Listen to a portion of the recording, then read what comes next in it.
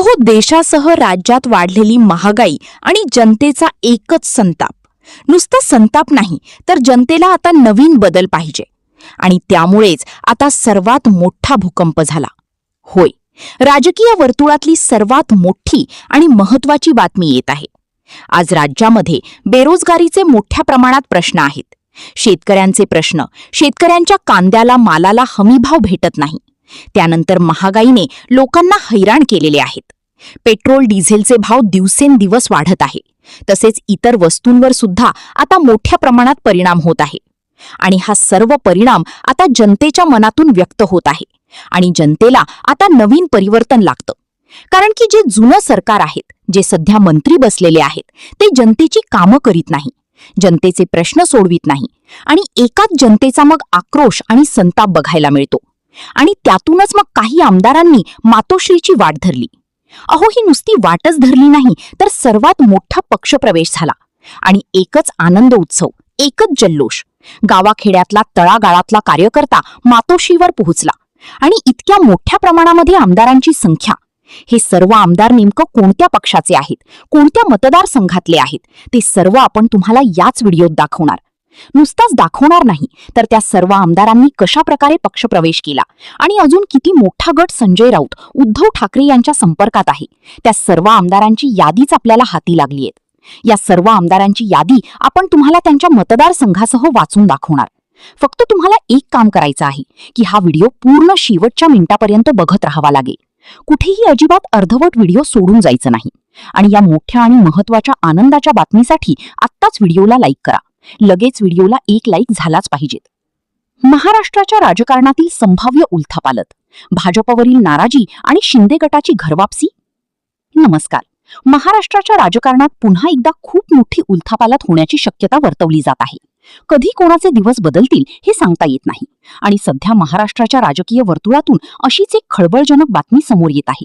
भाजपवर असलेली जनतेची आणि अंतर्गत नेत्यांची नाराजी आता उघड होऊ लागलीये. याच नाराजीमुळे 2 वर्षांपूर्वी उद्धव ठाकरेंची साथ सोडून शिंदे गटात गेलेले अनेक बडे आमदार आता पुन्हा एकदा मातोश्रीच्या वाटेवर असल्याची जोरदार चर्चा सुरू आहे. हे आमदार पुन्हा उद्धव ठाकरेंकडे काय येऊ इच्छितात, यामागे कोणती राजकीय गणिते आहेत, जाणून घेऊया या विशेष विश्लेषणात. पहिले महत्त्वाचे कारण म्हणजे भाजपच्या सध्याच्या धोरणांवर आणि स्थानिक पातळीवरील दबावावर अनेक आमदार नाराज आहेत. महाराष्ट्रात सत्तेत असूनही अनेक आमदारांना आपल्या मतदारसंघातील हक्काची कामे करता येत नसल्याची खदखद आहे. दुसरीकडे सर्वसामान्य जनतेमध्ये वाढलेली महागाई, बेरोजगारी आणि विशेषतः शेतकरी वर्गातील असंतोष यामुळे सत्ताधारी पक्षांविरोधात एक लाट निर्माण झाली आहे. मतदारसंघात फिरताना आमदारांना जनतेच्या रोषाला सामोरे जावे लागत आहे. भाजपसोबत राहिल्यास आगामी निवडणुकीत आपली जागा निवडून येणे कठीण होईल, अशी भीती या आमदारांना सतावू लागली आहे. दुसरे महत्त्वाचे कारण म्हणजे शिंदे गटातील आमदारांची झालेली कोंडी. जेव्हा हे आमदार बंड करून बाहेर पडले, तेव्हा त्यांना मोठ्या आशा होत्या. परंतु महायुतीमध्ये अजित पवारांच्या एंट्रीमुळे आणि भाजपच्या वर्चस्वामुळे शिंदे गटाच्या अनेक आमदारांचे पंख छाटले गेल्याची भावना पक्षात आहे. जागा वाटपाच्या वेळी भाजप ज्या पद्धतीने दबाव आणतो, त्यामुळे आपले राजकीय अस्तित्वच धोक्यात येईल अशी भीती या आमदारांना वाटत आहे. त्यातच शिवसेना हा मूळ विचार आणि बाळासाहेबांची परंपरा ही उद्धव ठाकरेंसोबतच जनमानसात टिकून आहे, हे लोकसभा आणि स्थानिक निवडणुकांच्या ट्रेंडवरून स्पष्ट झाले आहे. तिसरा आणि सर्वात महत्त्वाचा पैलू म्हणजे उद्धव ठाकरे यांना मिळणारी वाढती जनसहानुभूती. ज्या पद्धतीने पक्ष आणि चिन्ह गेले, त्यानंतरही उद्धव ठाकरेंनी ज्या हिमतीने पक्ष पुन्हा उभा केला, त्यामुळे जनतेच्या मनात त्यांच्याबद्दल मोठी सहानुभूती निर्माण झाली आहे. मतदार आता बंडखोरांना सहज स्वीकारण्यास तयार नाहीत, हे जमिनीवरील वास्तव आमदारांना समजले आहे.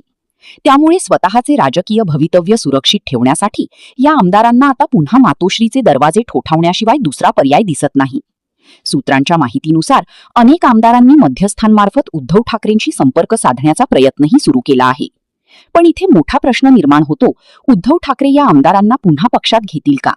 संजय राऊत आणि उद्धव ठाकरेंनी अनेकदा स्पष्ट केले आहे की ज्यांनी पाठीत खंजीर खुपसला त्यांना पक्षात जागा नाही.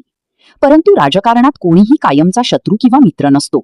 पक्षाची ताकद वाढवण्यासाठी आणि भाजपला धोबीपछाड देण्यासाठी उद्धव ठाकरे काही मोजक्या स्थानिक पातळीवर मजबूत असलेल्या चेहऱ्यांसाठी मातोश्रीचे दरवाजे उघडू शकतात. मात्र यासाठी त्यांना निष्ठावंतांच्या रोषाचाही सामना करावा लागू शकतो. परिषद निवडणुकीच्या सगळ्या धामधुमीत मुख्यमंत्री देवेंद्र फडणवीस आणि शिवसेनेच्या जास्तीच्या जागांच्या मागणीबाबत एकही पाऊल मागे हटायला तयार नसताना दुसरीकडे एकेकाळचे सहकारी राहिलेल्या ठाकरेंच्या पक्षातून आलेल्या एका फोन कॉलवरती मुख्यमंत्र्यांनी तातडीची पावलं उचलत मोठा निर्णय घेतला. मुंबई महानगरपालिकेत सत्ताधारी शिवसेनेनं आणलेल्या 4 प्रस्तावांच्या विरोधात आदित्य ठाकरे कमालीचे आक्रमक झाले. त्यांनी पत्रकार परिषद घेऊन आपली विरोधाची भूमिका मांडली.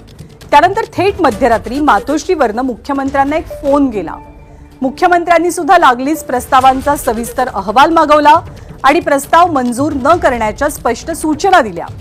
थोडक्यात मातोश्री आणि देवेंद्र फडणवीसांमध्ये वाढलेला समन्वय हा शिंदेंच्या शिवसेनेसाठी मोठा धक्का मानला जातोय.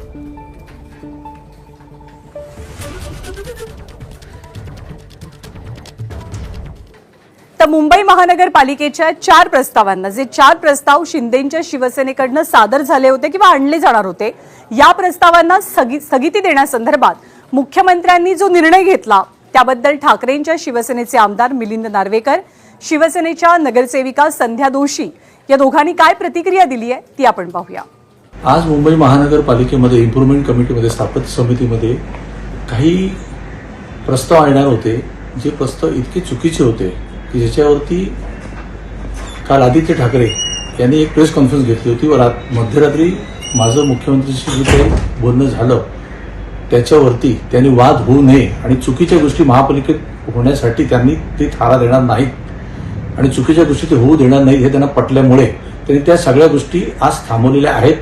त्याच्यावर त्यांचे धन्यवाद व सत्तारूढ आणि विरोधक हा वाद आज तरी महापालिकेत टळलेला आहे.